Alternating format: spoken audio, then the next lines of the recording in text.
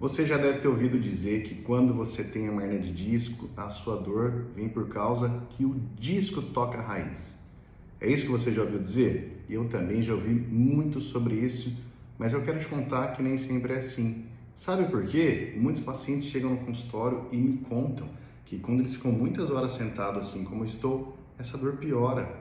E ela melhora justamente quando o paciente vai lá e faz o movimento. Mas se toda vez que ele faz o movimento, esse disco fragilizado toca uma raiz nervosa, como a gente vê, o resultado é dor. Então parece que tem mais fatores por trás da dor do que apenas a questão mecânica. E é isso que eu quero te contar. Um ponto muito importante, isso pode acontecer, essa dor pode vir por uma questão mecânica, e é isso que a gente avalia quando o paciente deita nessa maca e a gente faz testes ortopédicos provocativos, buscando reproduzir esse movimento e entender sobre a dor do paciente. Mas quando a gente fala de dor, a gente tem que pensar nisso aqui. É aqui que a gente interpreta a dor e, por vezes, amplifica as dores. E um ponto muito importante, que essas duas peças nunca andam sozinhas, assim como o nosso corpo. Você sabia que o intestino tem a capacidade de gerar uma dor referida na região lombar? Pois é, não necessariamente aquela hérnia de disco que a gente viu no seu exame é o que está provocando a sua dor. Por isso a importância do teste clínico através do movimento e não apenas através do movimento. As características da sua dor durante a anamnese são levadas em consideração, entendendo quando dói, como melhora, tem um horário que dói mais. A hernia de disco tem características. Por exemplo, o paciente costuma sentir mais dor pela manhã quando esse disco está hidratado. Mas um ponto muito importante que a gente não pode esquecer aqui, por que esse disco realmente acabou se machucando, se fragilizando?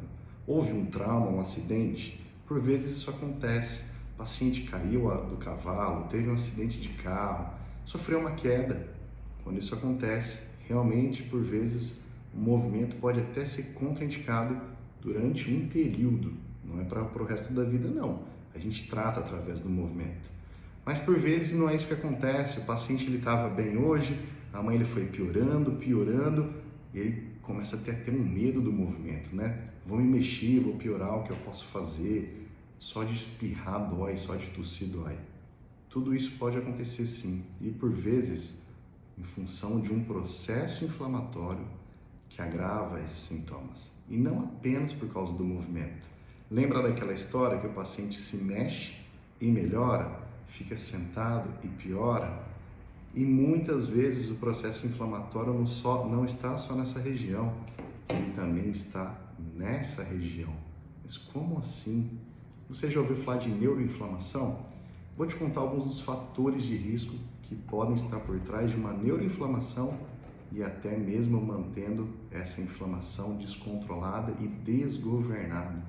Alguns fatores de risco como um sono ruim e não reparador, além de mudar nossa percepção ao estímulo da dor, muda toda a resposta hormonal. O cortisol, um hormônio do estresse, um hormônio fundamental e muito importante, na sua primeira fase ele é anti-inflamatório, mas se mantido por muito tempo, muitos anos, assim como o nosso estilo de vida por vezes desordenado, sem rotina, ele passa a ser pró-inflamatório, atrapalhando a cicatrização dos tecidos e mantendo essa inflamação toda desgovernada.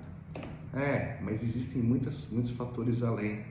Sabe o nosso intestino? Por vezes ele é uma porta de entrada para as bactérias que geram fragilidade nesse disco, assim como a nossa saúde bucal. Veja tudo que está por trás da sua dor e, por vezes, você ainda acredita que um exame de imagem pode contar tudo sobre você e ditar o seu tratamento. Não é assim que funciona. É através do exame físico que a gente entende sobre você as características da sua dor, quando dói, o que faz para melhorar, qual é o horário que você sente mais dor, e depois, junto de um exame de imagem, a gente vai descartando ou confirmando algumas possibilidades de diagnóstico. Mas para a gente realmente tratar os seus sintomas, a gente vai ter que olhar para isso, para as suas vísceras, o seu intestino, tudo que acontece com você e também os músculos. A gente não pode esquecer que uma contratura muscular tem a capacidade de doer muito e te limitar. Portanto, para de buscar resoluções milagrosas como uma cápsula, uma cirurgia. E entenda que cuidar da sua saúde vai muito além de tudo isso.